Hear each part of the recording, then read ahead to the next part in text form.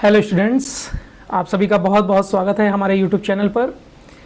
तो जब भी आप कॉम्पिटिटिव एग्ज़ाम की तैयारी करते हैं तो आपको बहुत से बेसिक नॉलेज की ज़रूरत होती है। हालांकि उसको बहुत स्टूडेंट्स को पता भी होता है और बहुत उसे गेन करने की कोशिश करते हैं, यानी कि शुरुआत बहुत नीचे से करते हैं। अब यहाँ पर जो आज का वीडियो है उसी नींव की बात करने के लिए है।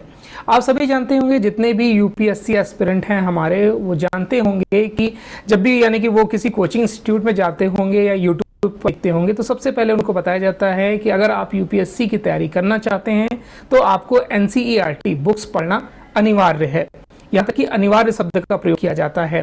तो आज के इस वीडियो में हम डिस्कस करने वाले हैं कि क्या एनसीईआरटी यूपीएससी एग्ज़ाम या किसी भी कॉम्पिटिटिव एग्ज़ाम के लिए इम्पॉर्टेंट है या फिर कंपलसरी है, और अगर कंपलसरी है तो हमें इसे कैसे पढ़ना है। इन सभी बिंदुओं पर आज हम इस वीडियो में चर्चा करने वाले हैं। और यकीन मानिए, इस वीडियो को देखने के बाद आपको एनसीईआरटी से रिलेटेड डाउट, यानी कि मुझे कैसे एनसीईआरटी को पढ़ना है, ये क्लियर हो जाएगा। तो शुरुआत करते हैं हम आज के वीडियो की। तो सबसे पहले हम ये जानते हैं इस वीडियो में कि एनसीईआरटी की किताबें भारत के स्कूलों में शिक्षा का मूल आधार है। शुरुआत ही यानी कि सिक्स्थ क्या आप फर्स्ट क्लास से एनसीईआरटी के बुक्स की शुरुआत हो जाती है, लेकिन हम इसे गंभीरता से सिक्स्थ क्लास से लेते हैं और बहुत गंभीरता से नाइन्थ क्लास से लेते हैं। यानी नाइन्थ क्लास से लेकर 12th क्लास तक यूपीएससी या फिर स्टेट पीसीएस के लिए एक वरदान के तौर पर इसे देखा जाता है। तो अगर आप कक्षा 6 से 12 तक की एनसीईआरटी को सही तरीके से पढ़ना चाहते हैं तो आज हम आपको वो स्टेप बताने वाले हैं जिसकी बदौलत आप एनसीईआरटी को गहनता से सही दिशा में और सही मार्गदर्शन में पढ़ पाएंगे। पहले पॉइंट पर आते हैं। देखिए, इस वीडियो को मैंने पॉइंट्स में डिवाइड कर दिया है ताकि आपको समझने में आसानी हो, और एनसीईआरटी का जो इम्पोर्टेंस है, रोल है, वो आपको पता ही है, बताने की आवश्यकता नहीं है। देखिए, सबसे पहले जो स्टेप की हम बात करते हैं वो है कि लक्ष्य तय करें। अगर हम बिना किसी लक्ष्य के किसी कार्य को करते हैं तो या तो हम उसमें विफल हो जाते हैं या फिर वो जो कार्य है हमारा वो काफ़ी लंबे समय के लिए खिंच जाता है। अगर हमारे पास कोई मोटिव नहीं है, कोई लक्ष्य नहीं है, कोई एम नहीं है, तो हम कोई भी कार्य नहीं कर पाएंगे। यहाँ तो सिर्फ कॉम्पिटिटिव एग्जाम की बात हो रही है। तो सबसे पहले आप अपना लक्ष्य निर्धारित करिए कि आपको यूपीएससी करना है या सिर्फ नॉलेज गेन करना है या फिर बैंक की तैयारी करना है या एसएससी की तैयारी करना है। हमें किस चीज़ को अपनी लाइफ में आत्मसात करना है, उसे आगे लेकर जाना है। हमारा लक्ष्य क्या है, उस पर जब आप फोकस करेंगे तो ये मानकर चलिए 50% आपकी तैयारी कंप्लीट हो गई। जब मुझे पता होगा कि हाँ, मुझे यही कार्य करना है, तो फिर मैं उसमें 4 घंटे, 6, 10 या फिर 12 घंटे भी देने के लिए तैयार हूँ। तो इस पर सबसे ज़्यादा आपका फोकस होना चाहिए कि मुझे किस चीज़ का लक्ष्य तय करना है, आपका एम क्या है, ये तय होना चाहिए। अब यहाँ पर मैंने एम को भी 3 भागों में डिवाइड किया हुआ है। सबसे पहले कि क्या जो एनसीईआरटी आप पढ़ रहे हैं उसे आपको स्कूल में पढ़ाने के लिए पढ़ना है। बहुत से ऐसे टीचर्स हैं जिन्हें स्कूल में पढ़ाना होता है तो रात में रिवीजन कर लेते हैं, बुक्स देख लेते हैं। तो आपका पहला मोटिव क्या ये है कि मुझे स्कूल में सिर्फ पढ़ाना है।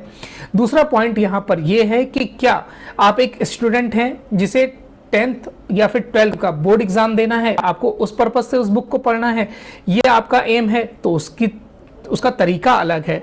उसमें सिर्फ आपको सरसरी तौर पर पढ़ना है, बहुत डीप नहीं जाना है। आपको एग्ज़ाम पास करने के लिए पढ़ना है और ज़्यादा से ज़्यादा नंबर अच्छे लाने के लिए पढ़ना है।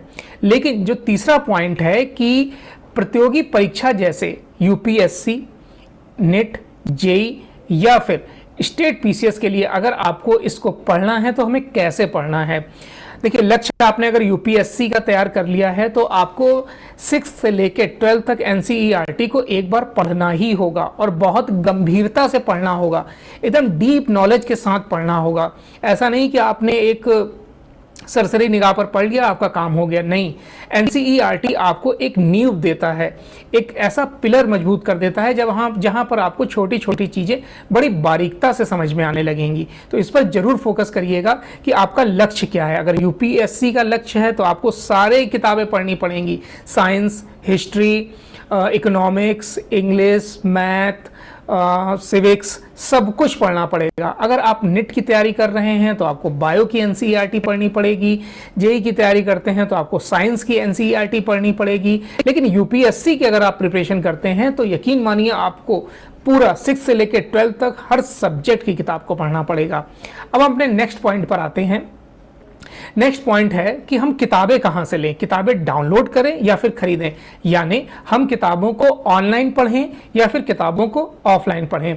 इसमें आपको अपनी सहूलियत के अनुसार चलना है। सबकी ज़रूरतें और सबकी सहूलियत अलग अलग होती है। आप किस तरीके से पढ़ते हैं ये आप पर निर्भर करता है। बहुत से स्टूडेंट्स को ऑनलाइन पढ़ना अच्छा लगता है, यानी कि उन्होंने मोबाइल में लिया, ऐप ओपन किया और टहलते हुए पढ़ लिया या फिर लेट के पढ़ लिया, कहीं बाहर गए हैं, मेट्रो में बैठे हैं, कहीं टेम्पो में बैठे हैं या दोस्त के साथ कहीं पर भी हैं, उन्होंने मोबाइल ऑन किया, ऐप ऑन किया और एनसीईआरटी का 6 चैप्टर, हिस्ट्री का 6 क्लास का 2nd चैप्टर या कुछ भी उन्होंने मोबाइल से पढ़ लिया।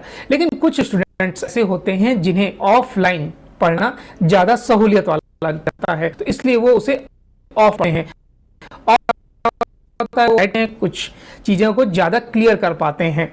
तो कुछ लोगों को किताबों से ही पढ़ना पसंद होता है। तो ये आपकी चॉइस है कि आप इसे ऑफलाइन पढ़ते हैं या पढ़ते हैं। लेकिन आजकल बहुत संसाधन, आप मोबाइल से, ऐप के माध्यम से भी इसे पढ़ सकते हैं। ई पाठशाला एनसीईआरटी ऑफिशियल ऐप है, आप इसे डाउनलोड करके मोबाइल सारी किताबें मुफ्त में सब्जेक्ट हिंदी इंग्लिश में पा सकते हैं, जिसमें ओल्ड न्यू दोनों एनसीईआरटी आपको मिल जाएंगी। नेक्स्ट जो पॉइंट है हमारा वो है कि एक एक विषय चुनें। ये नहीं कि आप सारी किताबें लेकर बैठे, आपने 6th क्लास की हिस्ट्री पढ़ी, 7th क्लास का आपने साइंस पढ़ा, 8th क्लास का आपने सिविक्स पढ़ा, इस तरीके से आपको नहीं पढ़ना है। पर आप सबसे पढ़ना चाहते हैं, गंभीरता से पढ़ना चाहते हैं, तो सबसे पहले आप क्या करिए कि एक सब्जेक्ट चुनिए। सपोज करिए आपने हिस्ट्री को चुन लिया। अब आपने हिस्ट्री को चुना, आप 6 से लेकर 8th क्लास तक की उस बुक को एक सरसरी निगाह से पढ़ लीजिए। सरसरी निगाह से पढ़ने का अर्थ ये है कि वहाँ पर छोटे छोटे पॉइंट्स दिए रहते हैं जिनको आपको समझना भर है। आपने उसको समझ लिया। 6 से 8 तक की क्लास में आप एक कोई सब्जेक्ट चुनिए। जैसे हिस्ट्री आपने चुना तो उसको आपने सरलता से, सरल भाषा में एक लाइन में पढ़ते हुए आप चले गए। फिर अब आप हिस्ट्री की 9th और 10th की बुक को उठाइए, फिर उसे आप गहराई से पढ़कर समझिए, यानी कि छोटे छोटे पॉइंट्स पर फोकस करिए। ऐसा नहीं कि आपने पढ़ा और आगे आप बढ़े तो वो पिछला पॉइंट आपका मिस हो गया, नहीं, पिछले पॉइंट को समझकर ही आप आगे बढ़िए। ऐसा करेंगे तो चीज़ें आपके दिमाग में आती जाएंगी। यानी कि आपने 10th तक हिस्ट्री की बुक को पढ़ लिया, समझ लिया, अब आप सीरियस हो गए हैं, फिर आप हिस्ट्री की 11th और 12th की बुक्स को उठाइए और विषयों को बोर्ड या फिर प्रतियोगी परीक्षा के अनुसार चुनें। यानी जैसे फिजिक्स है, केमिस्ट्री है, हिस्ट्री, बायोलॉजी जो भी है, उसको गंभीरता से बिल्कुल सीरियस होकर पढ़ लीजिए। अब वो समय है जब आप एनसीईआरटी के अंतिम पड़ाव पर हैं और आपको वो बुक्स यानी कि 11th और 12th की बुक वो नॉलेज देने वाली है जो आपके कॉम्पिटिटिव एग्जाम में पूरी तरीके से 100% ढंग से काम आने वाली है। तो इसलिए 11th और 12th की पुस्तक को आपको बहुत गंभीरता से पढ़ना है। अब हम अपने नेक्स्ट पॉइंट पर आते हैं। पढ़ने की हमारी रणनीति क्या होनी चाहिए, हम किस तरीके से बुक्स को पढ़ें कि हमारे लिए सफलता समझना बहुत आसान हो जाए। हर चैप्टर को आप धीरे धीरे पढ़िए। ये नहीं कि आप किसी भी चैप्टर को हड़बड़ाहट में पढ़ रहे हैं, आपको आज वो चैप्टर खत्म करना ही करना है, समझ में आए चाहे ना आए, आप उसे पढ़कर आगे बढ़ जाइए। ऐसा नहीं करना है। आपको पढ़ना है, धीरे धीरे पढ़ना है, गंभीरता से पढ़ना है। जब आप स्कूल टाइम में जाते होंगे तो 35 मिनट या 40 मिनट की आपकी क्लास होती थी। आज आप कोचिंग इंस्टीट्यूट में जाते हैं तो 1.5 घंटे की आपकी क्लास होती है। तो क्या 1.5 घंटे में जल्दी जल्दी पढ़ा दिया जाता है? नहीं। एक अच्छा अध्यापक होगा वो चैप्टर को इस तरीके से अपने साथ लेकर चलेगा कि आप उसे आराम से पढ़ सके, समझ सके। तो आपको, अगर आप घर पर पढ़ते हैं तो आपको भी वही करना है, बहुत आराम से धीरे धीरे उस चैप्टर को समझते हुए आगे पढ़ना है। आगे की पॉइंट्स देखने हैं, नोट्स तैयार करने हैं। जो भी चीज़ें आपको लाइन में इंपॉर्टेंट लगती है, आप एक हाइलाइटर लेकर बैठिए, हाइलाइटर नहीं है तो पेंसिल लेकर बैठिए और उसे अंडरलाइन करिए, उसको हाईलाइट कर दीजिए। अब आपने उसको हाईलाइट कर दिया, उस पैराग्राफ की सबसे इंपॉर्टेंट लाइन को आपने हाईलाइट कर दिया, उस पेज की सबसे इंपॉर्टेंट लाइन को आपने हाईलाइट कर दिया। उसके बाद उसको आप नोट कर लीजिए किसी कॉपी पे, नोट्स की तरीके उसे नोट कर लीजिए, ताकि रिवीजन के समय आपको वो लाइन काफ़ी मदद करेगी उस पैराग्राफ को या फिर उस पूरे पेज को समझने में। बॉक्स में दी गई जानकारी बहुत इंपॉर्टेंट होती है, वो फिल्टर चीजें होती हैं जो आपको एक अतिरिक्त नॉलेज देती हैं। और डू यू नो, क्या आप जानते हैं, वो भी आपको अतिरिक्त नॉलेज देती है, जो कभी कभी एग्जाम में कई बार पूछी भी जाती हैं। बीपीएससी एग्जाम में एक बार क्या हुआ था, 4 क्वेश्चन ऐसे आए थे एनसीईआरटी से जो सिर्फ बॉक्स से रिलेटेड थे। तो इसलिए आपको बॉक्स में दी गई जानकारी को बिल्कुल भी नहीं छोड़ना है। ऐसा नहीं है कि आप उसको मिस कर दीजिए, अगर उसमें भी इंपॉर्टेंट पॉइंट्स हैं तो आप उसे अंडरलाइन करिए, हाईलाइट करिए और नोट करिए। अंत में प्रश्न जो दिए रहते हैं एनसीईआरटी की बुक्स में, पेज चैप्टर में, उसको आप जरूर सॉल्व करिए। जब आप उसको सॉल्व करेंगे तो आपको पता चल जाएगा कि हाँ, मैंने जो पढ़ा है वो मुझे समझ में आ गया है और मैं उत्तरों को सही ढंग से दे रहा हूं। अगर आप उत्तर सही ढंग से नहीं दे पा रहे हैं तो इसका मतलब आपने गंभीरता से उस चैप्टर को नहीं पढ़ा है। इसलिए जो प्रश्न दिए रहते हैं उसे भी आप जरूर हल करिए। अब रिवीजन और अभ्यास सबसे इंपॉर्टेंट होता है। मैं अपने हर वीडियो में आपको कहता हूं कि रिवीजन जरूर करिए। सचिन तेंदुलकर हो या विराट कोहली हो, रोहित शर्मा हो, कोई बाइचुंग भूटिया हो, सुनील छेत्री हो या फिर पीवी सिंधु हो, जितने भी परफेक्ट खिलाड़ी होते हैं वो क्या करते हैं, नेट प्रैक्टिस करते हैं। अब सचिन तेंदुलकर को या विराट कोहली को क्या नेट प्रैक्टिस करने की आवश्यकता है? बिल्कुल है। अगर वो नेट प्रैक्टिस नहीं करेंगे तो उस चीजों में वो थोड़े से वीक होते जाएंगे। इसलिए रिवीजन का बहुत महत्व होता है। आप रिवीजन करेंगे तो वो चीजें आपके लिए कभी भी नई नहीं रह जाएंगी। अगर आप रिवीजन करते हैं तो वो चीजें आपको और याद होती चली जाएंगी, जो एग्जाम में बहुत हेल्प करेंगी। ये इंपॉर्टेंट है। हर विषय के लिए सप्ताह में 1 दिन का रिवीजन रखें और जो क्वेश्चन आंसर होता है उसकी प्रैक्टिस जरूर करें और लिखकर प्रैक्टिस करें, क्योंकि यूपीएससी का काम लिखवाना है। पिछले साल के प्रश्न पत्र को हल करिए, मॉडल पेपर को हल करिए, यह भी बहुत इंपॉर्टेंट है। एनसीईआरटी के यूट्यूब चैनल पर वीडियो लेक्चर्स मिलते हैं, उनको सुनिए। जैसे कि स्वयं और दीक्षा करके ऐप है, उस पर एनसीईआरटी के कई कोर्स उपलब्ध हैं, उसे आप देख सकते हैं और सॉल्व कर सकते हैं। उससे क्या होगा कि आपकी नॉलेज और बूस्ट होगी। और पिछले जो प्रीवियस ईयर क्वेश्चन पेपर होते हैं उनको जरूर सॉल्व करिए, ताकि आपको एग्जाम का एक पैटर्न पता चलता है जो जरूरी है। अब अगर आप किसी टॉपिक में आपको दिक्कत आती है तो आप कई लोगों की मदद ले सकते हैं, टीचर्स की ले सकते हैं। ऑनलाइन ऐसे प्लेटफॉर्म हैं जिनमें आप अपने प्रश्न को लिख सकते हैं, उसका जवाब आपको मिल सकता है। अगर आपके कोई डाउट्स हैं तो आप मुझे लिख दीजिए, मैं आपके डाउट्स क्लियर करने की कोशिश करूंगा। शायद आपको मेरे आंसर अच्छे लगें। अब एक्स्ट्रा टिप्स आपको देते हैं। एक दिन में बहुत ज़्यादा पढ़ने की कोशिश ना करें कि आज आपने 40 पेज पढ़ लिया, कल आप पढ़ रहे हैं 5 पेज, अगले दिन आप पढ़ रहे हैं 10 पेज। ऐसा बिल्कुल भी मत करिए। एक कंसिस्टेंसी बनाकर रखिए। या तो आप 20 पेज डेली पढ़िए या फिर 25 पेज डेली पढ़िए। अगर आप यूपीएससी जैसे एग्जाम की प्रिपरेशन कर रहे हैं तो आपको डेली कम से कम 30 पेज का या 40 पेज का टारगेट बनाना ही चाहिए, वरना आपको 6 महीने से ज़्यादा लग जाएगा सिर्फ एनसीईआरटी खत्म करने में।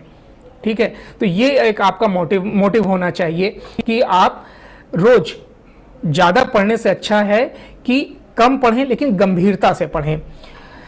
डाउट क्लियर करते रहें। अगर कोई डाउट आ रहा है किसी टॉपिक पर तो उसको क्लियर करके आगे बढ़ें। ऐसा नहीं कि वो डाउट बना रहे और उससे रिलेटेड क्वेश्चन जब एग्जाम हॉल में आ जाए तो आप बैठे रहें और आपको एहसास हो कि अगर मैं डाउट क्लियर कर लेता तो मुझे दिक्कत नहीं होती। तो इस पर भी जरूर फोकस करिएगा कि आपके डाउट्स क्लियर होते जाएं, और वरना आगे मुश्किल होगी। जैसा मैंने आपको बताया, खुद को टेस्ट करते रहें। एमसीक्यूज के द्वारा, क्विज के द्वारा अपने आप को चेक जरूर करते रहें कि जो मैं पढ़ रहा हूं क्या वो मेरे कार्य में आ रहा है, मेरे मतलब का है भी या नहीं है, मैं उसमें सफल हो रहा हूं या नहीं हो रहा हूं, अच्छा कर पा रहा हूं या नहीं कर पा रहा हूं।